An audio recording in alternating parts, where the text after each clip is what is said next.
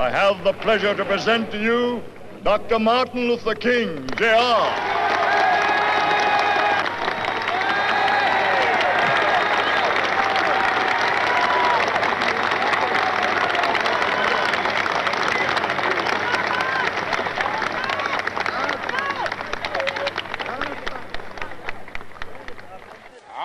Happy to join with you today in what will go down in history as the greatest demonstration for freedom in the history of our nation.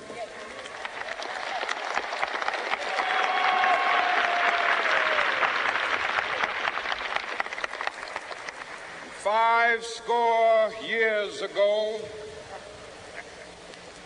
a great American in whose symbolic shadow we stand today signed the Emancipation Proclamation. This momentous decree came as a great beacon light of hope to millions of Negro slaves who had been seared in the flames of withering injustice. It came as a joyous daybreak to end the long night of their captivity. But 100 years later, the Negro still is not free. 100 years later, the life of the Negro is still sadly crippled by the manacles of segregation and the chains of discrimination. 100 years later, the Negro lives on a lonely island of poverty in the midst of a vast ocean of material prosperity. This nation will rise up and live out the true meaning of its creed. We hold these truths to be self-evident, that all men are created equal.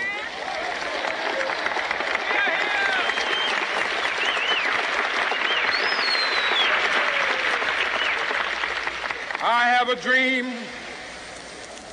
that one day on the red hills of Georgia, the sons of former slaves and the sons of former slave owners will be able to sit down together at the table of brotherhood. I have a dream that one day, even the state of Mississippi, a state sweltering with the heat of injustice, sweltering with the heat of oppression, will be transformed into an oasis of freedom and justice. I have a dream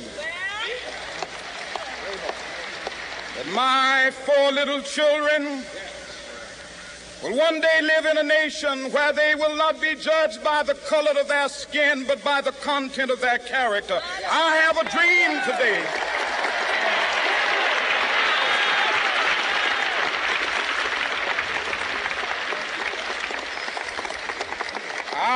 a dream that one day down in Alabama, with its vicious racists, with its governor having his lips dripping with the words of interposition and nullification, one day right there in Alabama, little black boys and black girls will be able to join hands with little white boys and white girls as sisters and brothers. I have a dream today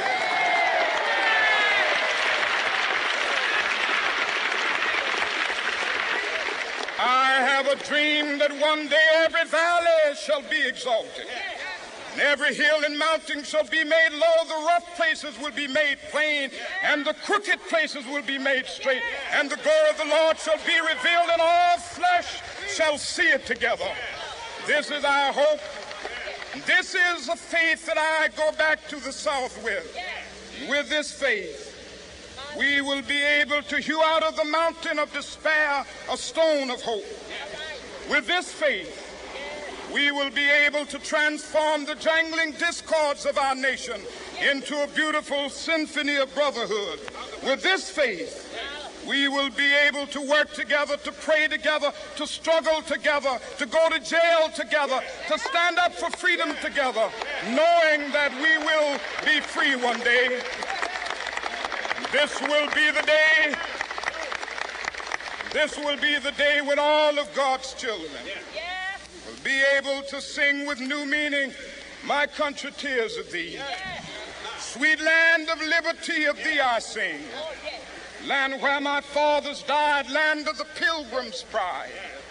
From every mountainside, let freedom ring. And if America is to be a great nation, this must become true. And so let freedom ring. From the prodigious hilltops of New Hampshire, let freedom ring.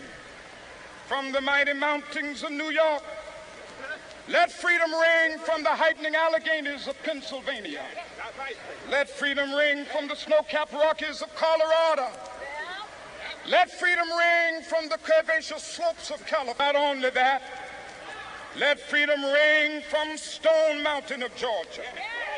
Let freedom ring from Lookout Mountain of Tennessee. Let freedom ring from every hill and molehill of Mississippi, from every mountainside. Let freedom ring. And when this happens, when we allow freedom to ring,